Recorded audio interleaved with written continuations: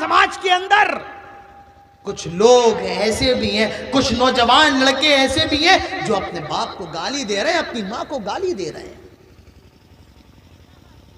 ہمارے اور آپ کے سماج میں بہت سے بغیرت ایسے ہیں جو باپ پر ہاتھ اٹھا رہے ہیں، ماں پر ہاتھ اٹھا رہے ہیں۔ آج ایک بیٹا اپنے باپ سے کہتا ہے کہ تم نے میرے لیے زندگی میں کیا کیا ہے؟ کچھ کیا تھوڑی نہیں ہے، پیدا کر دیا تم نے۔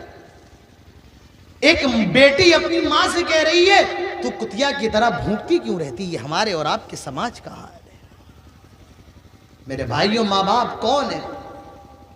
ایک صحابی اللہ کے رسول کے پاس آئے اور فرمایا من احق الناس بحسن صحابتی، آئے اللہ کے نبی یہ بتائیں میرے حسن سلوک کا سب سے زیادہ مستحق کون ہے؟ اللہ کے نبی فرماتے ہیں امکا، تیری ماں۔ وہ دوسری مرتبہ سوال کرتا ہے ثم من، پھر کون؟ اللہ کے نبی دوسری مرتبہ پھر یہی جواب دیتے ہیں امکا، تیری ماں۔ وہ تیسری مرتبہ پھر سوال کرتا ہے ثم من، پھر کون؟ اللہ کے نبی تیسری مرتبہ بھی یہی جواب دیتے ہیں تیری ماں۔ جب وہ چوتھی مرتبہ سوال کرتا ہے پھر کون؟ اللہ کے نبی فرماتے ہیں تیرا باپ۔ اللہ کے رسول نے 3 مرتبہ ماں کا نام لیا۔ اس حدیث سے معلوم یہ چلا کہ ماں کا مقام ہے، باپ کا دونوں کا مقام ہے، لیکن ماں کا جو درجہ ہے وہ باپ سے 3 گنا زیادہ بڑا ہے۔ ماں کا جو مقام ہے وہ باپ سے 3 گنا زیادہ بڑا ہے۔ کیوں؟ کیونکہ 3 ایسی تکلیفیں ہیں جو صرف ماں برداشت کرتی ہے، باپ برداشت نہیں کرتا ہے۔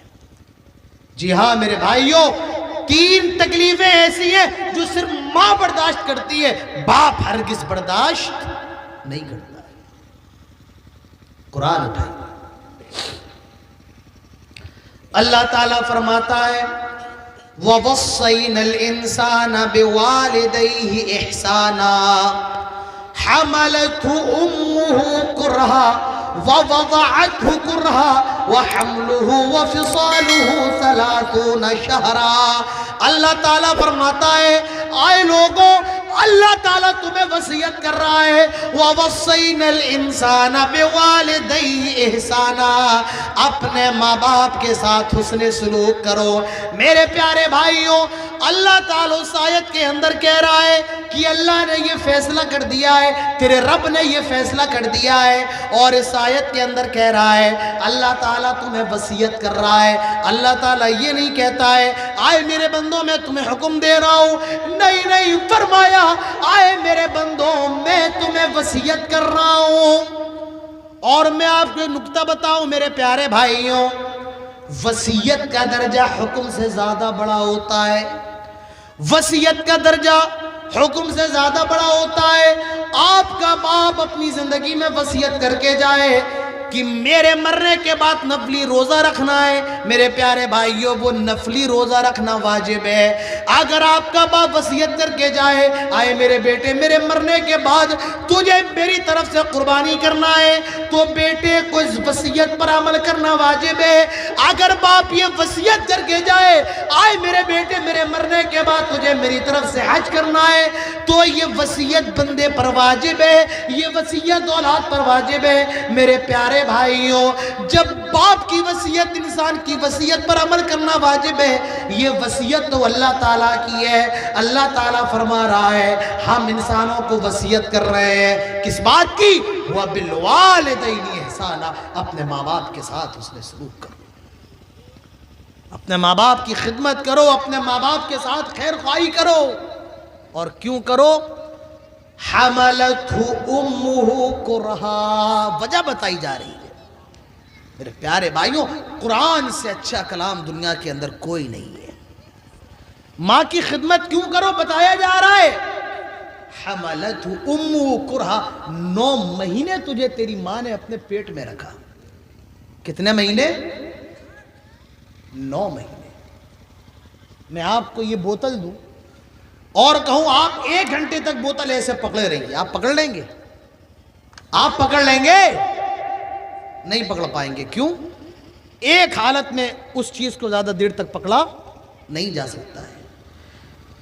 تیری ماں نے 9 مہینے تجھے اپنے پیٹ میں رکھا، تیرے وزن کو برداشت کیا، وہ جہاں جا رہی ہے تجھے ساتھ لے کے جا رہی ہے، وہ اگر برتن بھی دھو رہی ہے تو اپنی ماں کے پیٹ میں تیرے وزن کو اٹھائے ہوئی ہے، وہ نہا رہی ہے تیرے وزن کے ساتھ نہا رہی ہے، 9 مہینے وہ تیرے وزن کو لے کر کے چلتی ہے، اس کے پیٹ میں تیری ہڈیاں بھی بن رہی ہیں، تیرا گوشت بھی بن رہا ہے، تیرا چمڑا بھی بن رہا ہے، تیری آنکھیں بھی بن رہی ہیں، تیرے ہاتھ بھی بن رہے ہیں، تیرے کان بھی بن رہے ہیں، اور وہ ماں تجھے اسی حالت میں اٹھائی ہوئی ہے۔ اللہ فرماتا ہے حملتہ امہ کرہا، 9 مہینے بڑی تکلیف برداشت کی ہے، 9 مہینے تجھے تیری ماں نے اپنے پیٹ میں رکھا ہے۔ یہ احسان ہے، یہ صرف ماں کرتی ہے، باپ نہیں کر سکتا ہے۔ اسی لیے میرے پیارے بھائیوں، ماں کا جو درجہ ہے وہ باپ سے 3 گنا زیادہ بڑا ہے۔ تو پہلا کام جو صرف ماں کرتی ہے، باپ نہیں کرتا ہے، وہ یہ ہے کہ ماں اپنی اولاد کے وزن کو، اس کے حمل کو 9 مہینے اٹھائے رکھتی ہے۔ اور وَوَضَعَتْهُ كُرْهَا، 9 مہینے اس کے وزن کو اٹھاتی ہے، اور 9 مہینے کے بعد جب وہ اپنی ماں کے پیٹ میں تیار ہو جاتا ہے، اس کی ہڈیاں، اس کا گوشت، اس کے ہاتھ، اس کے پیر، اس کے ناک، اس کے کان، اس کا دل، ساری چیزیں جب بن جاتی ہیں، اور اسی ماں کے پیٹ کے اندر جب روح پھونک دی جاتی ہے، 9 مہینے کے بعد جب وہ ماں کے پیٹ سے نکلتا ہے، جب اس کی ماں اس کو پیدا کرتی ہے، جب اس کی ماں کے پیٹ سے اس کو نکالا جاتا ہے، اللہ تعالیٰ فرماتا ہے وَوَضَعَتْهُ كُرْهَا، بڑی تکلیف کے ساتھ تیری ماں تجھے جنم دیتی ہے، بڑی تکلیف کے ساتھ تو اپنی ماں کے پیٹ سے نکلتا ہے، بڑی تکلیف کے ساتھ تیری ماں تجھے جنتی ہے، وَوَضَعَتْهُ كُرْهَا، بڑی تکلیف ہوتی ہے۔ میرے پیارے بھائیوں، باپ تو باہر خوشیاں منا رہا ہے، بیوی ہاسپٹل کے اندر تڑپ رہی ہے، باپ باہر مٹائی بانٹ رہا ہے، آج میرے لڑکا پیدا ہوا ہے، آج میں باپ بن گیا ہوں، آج میرے بیٹا ہونے والا ہے، آج میں بیٹی کا باپ بننے والا ہوں، وہ تو مٹھائیاں بانٹ رہا ہے، وہ خوشیاں منا رہا ہے۔ ذرا اس عورت سے پوچھو جو اندر موت اور زندگی سے لڑ رہی ہے، جس پر قیامت گزر رہی ہے، جو موت اور زندگی سے جنگ کر رہی ہے، قرآن کہتا ہے وَوَضَعَتْهُ كُرْهَا، بڑی تکلیف کے ساتھ تیری ماں نے تجھے جنم دیا۔ تو معلوم یہ چلا میرے پیارے بھائیوں، جب عورت، جب لڑکی، جب بیوی اپنی اولاد کو جنم دیتی ہے، اسے بڑی تکلیف ہوتی ہے۔ اتنی تکلیف ایک آدمی اپنی ماں کو اپنے کندھے پر سوار کر کے خانہ کعبہ کا طواف کروا رہا تھا، طواف کروا کے جب فارغ ہوا، اس نے کہا کہ آج میں نے اپنی ماں کے سارے حق کو ادا کر دیا۔ ایک صحابی نے سنا، فرمایا جب تو پیدا ہو رہا تھا اور تیری ماں کی زبان سے جو پہلی آہ نکلی تھی، جو پہلی چیخ نکلی تھی، تو نے ابھی اسی چیخ کا بھی حق ادا نہ کیا۔ بڑی تکلیف ہوتی ہے میرے پیارے بھائی، اور کبھی کبھی دیکھنے میں تو یہ آتا ہے کچھ عورتیں بچے کو جنم دیتے وقت مر بھی جاتی، ان کا انتقال بھی ہو جاتا ہے۔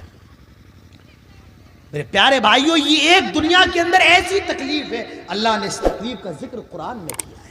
سورہ مریم اٹھا، حضرت مریم کو جب پیدائش کا وقت ہے، حضرت مریم کی تکلیف کا کیا حال ہے، قرآن کہتا ہے حضرت مریم کہہ رہی تھی یا لیتنی مت قبل ھذا وکنت نسیا منسیا، کاش آج سے پہلے میں ہلاک و برباد کیوں نہ ہو گئی، میں بھولا وہ قصہ کیوں نہ ہو گئی، میں مر کیوں نہ گئی۔ تو میرے پیارے بھائیوں، اللہ تعالیٰ فرماتا ہے ہم تمہیں وصیت کر رہے ہیں اپنے ماں باپ کے ساتھ حسن سلوک کرو۔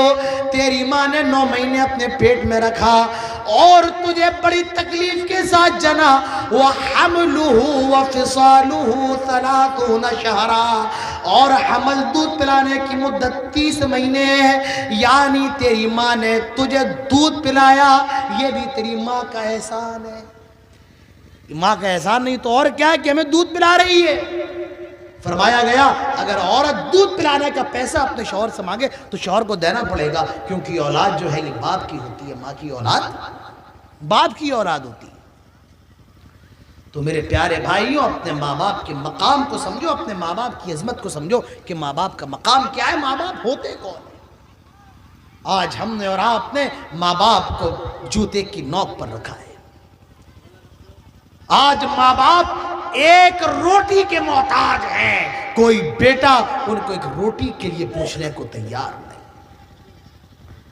آج ماں باپ رو رہے تڑپ رہے. جس بیٹے کو انہوں نے اتنی نزاکت کے ساتھ اتنی نعمتوں کے ساتھ پالا, آج وہ بیٹا ان سے دو جملے اچھے بولنے کو تیار نہیں. آج وہ بیٹا ان سے بات کرنے کو تیار نہیں. آج ماں باپ کی روح رو رہی ہے. ان کا